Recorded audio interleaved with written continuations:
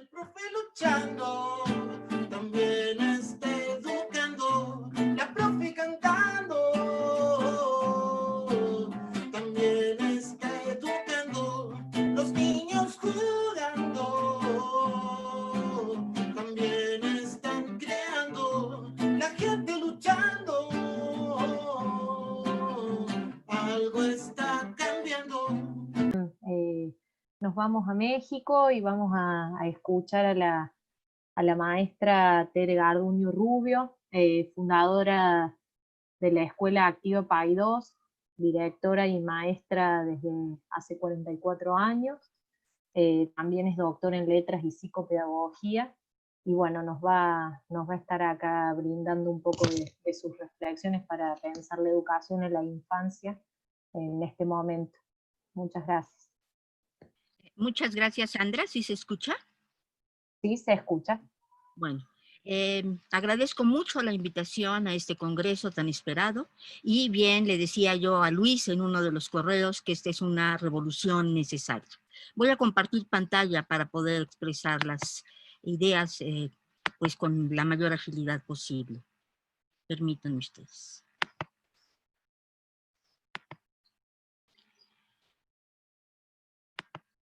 Bien, primero algunos apuntes muy rápidos respecto a una necesidad importante de reflexión que tiene que ver con pensar que del centro de este debate para el neoliberalismo desde los años 80 está en el centro el capital financiero, que plantea una idea única de sociedad, una familia patriarcal, en donde la explotación de la mujer está en el centro, por lo tanto será ajeno a las luchas de las mujeres, de los migrantes, de pobreza, de la discriminación, planteando sociedades homogéneas consumidoras y considerando a la democracia como metáfora del mercado. La libertad es para comprar, para consumir, para escoger dónde educarse. Planteando además una escuela neoliberal que garantice el éxito económico. Por lo tanto, la educación es un objeto de mercado. Una escuela individualizada, como ya se ha dicho, y homogénea, bancaria, represiva, en donde niega todo a la colectividad, controlada a través de organismos internacionales como la OCDE y el Banco Mundial, planteando el principio de calidad, entre comillas, los estándares internacionales con la presión de pruebas como PISA. En esta sociedad neoliberal, los recortes del Estado que está al servicio del capital no son extraños. Por ejemplo, lo vemos ahora en el caso de salud y en educación. Y con un neoliberalismo cultural que en este momento de la pandemia vende plataformas digitales y programas televisivos con la explotación de estudiantes y docentes. Y este neoliberalismo, este capitalismo, es incapaz de reconocer que ha destruido el planeta, parte de nuestra desgracia. Sin embargo, este neoliberalismo no se da cuenta que existen resistencias, otras epistemologías, venidas desde muchos lugares, de las sociedades rurales, de las mujeres, de las madres solteras, de los pueblos indígenas, latinos y afroamericanos, de los pobres, de los migrantes, de los marginados, de las juventudes, las epistemologías del sur, de las personas discapacitadas, de los docentes.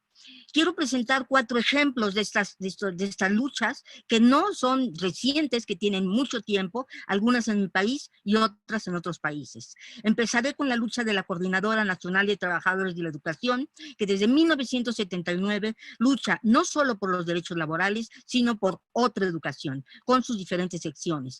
Con Oaxaca, con su peteo, con Michoacán, con el programa de PDCEM y la creación de libros y programas propios, con Guerrero y la educación altamiranista, con los proyectos de Chiapas que fueron presentados de la educación intercultural de las secciones 7 y 40, con los proyectos de la Ciudad de México de la sección 9, de la sección 10 y 11, que han generado propuestas de educación popular alternativa discutidas y consensuadas con sus miembros. Otro punto importante sería a nivel internacional la Federación Internacional de Movimientos de la Escuela Moderna, la FIMEM, fundada en 1957 por Celestín Freinet, en una estructura horizontal que ha permitido su existencia hasta la fecha, teniendo en este momento 29 movimientos de 26 países con más de 5,000 miembros. En esta Federación Internacional, la discusión sobre lo que es importante en educación tiene lugar profundamente en un espacio de discusión profunda, por ejemplo, del 4 de julio al 30 de agosto, con más de 120 horas de análisis, se hubo una discusión intensa para reorientar el trabajo educativo y denunciar las políticas neoliberales, generando mociones sobre múltiples puntos: las políticas migratorias, la inequidad en la educación virtual, el deterioro del planeta, la injusticia y explotación de los gobiernos neoliberales, el derecho a la educación pública, laica, gratuita y popular para todas y todos, el derecho a la vida durante la pandemia. Igualmente podemos hablar de las redes existentes en México, el movimiento mexicano de la escuela moderna, con un trabajo de formación de docentes libre, no alineados al Estado desde hace 33 años, la red de educación alternativa en México, con 28 años de trabajo consistente, sistemático, que cayó en la construcción del movimiento para una educación popular alternativa, que tiene 13 años de existencia, y la emergencia reciente, bueno, reciente hace 11 años, de la red de educadores Reina de América, que abarca educadores de Brasil, Chile, Uruguay, Colombia, México, y se sigue extendiendo, generando propuestas particulares como asambleas escolares, en donde niños y niñas deciden, la creación de libros en la escuela, en lugar de la lectura vertical, las conferencias infantiles. Y no dejaré de decir de otros proyectos populares alternativos, como el de mujeres solas y jefas de familia, que generaron los centros de atención a la infancia comunitarios, los CAICs, que tienen más de 30 años de existencia, para ofrecer educación preescolar en colonias populares, además de luchar en las calles por los servicios urbanos, de luz, de pavimento, de electricidad y de seguridad, proyectando modelos educativos alternativos, con proyectos escolares, asambleas infantiles, alimentación, recuperación de tradiciones populares. O otros proyectos alternativos como el Redecon, que analiza las alternativas de compartencia, como ellos le llaman, de la vida comunitaria. El tequio y trueque o mano vuelta, la siembra de la milpa, la apicultura, los huertos de traspatio, para promover autosuficiencia alimentaria, recuperando la medicina ancestral y los sistemas normativos indígenas. No dejaré de señalar un movimiento importante que se presentó ayer, que es el de la RUA, la Red de Universidades Alternativas, con 36 centros, y el MECRE, el movimiento de la coordinadora en el Estado de México, que ofrece educación básica, preescolar, primaria y secundaria, gratuita a comunidades en escuelas populares. La Universidad del Pueblo, creada en 2019, basada en el tequio pedagógico, que es el trabajo libre y gratuito de 306 docentes en 16 planteles, en este momento con 1.574 estudiantes.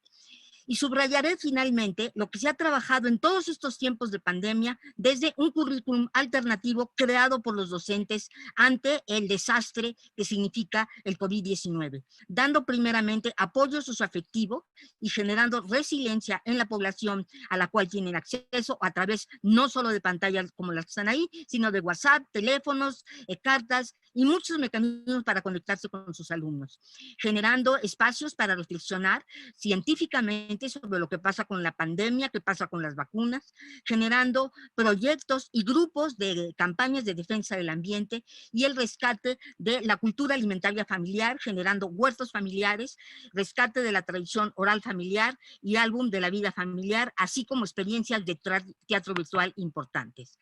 Dejo de compartir para cerrar mi mensaje.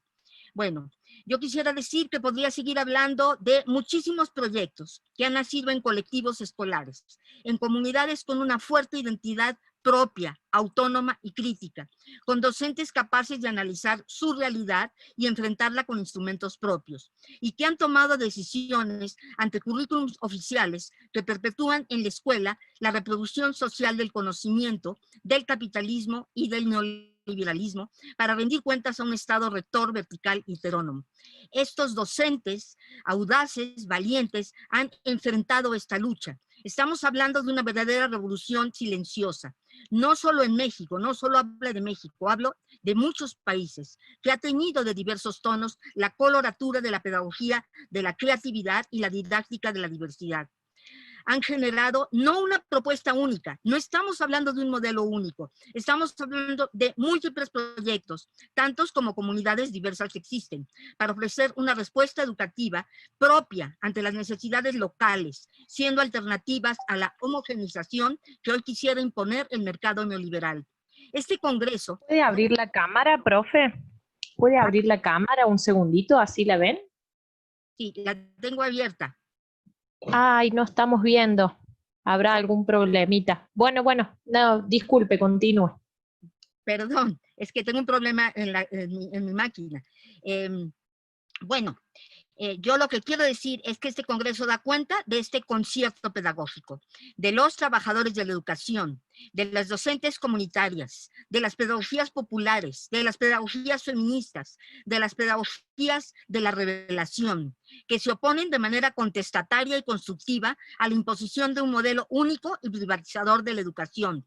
Nos pronunciamos por los múltiples modelos, por las múltiples pedagogías, por las múltiples posiciones, y tenemos que decir necesariamente hoy en día, nunca más desvinculadas, nunca más desvinculados. No estamos solos ni solas, somos un concierto pedagógico que hoy da la batalla ante la política del mercado.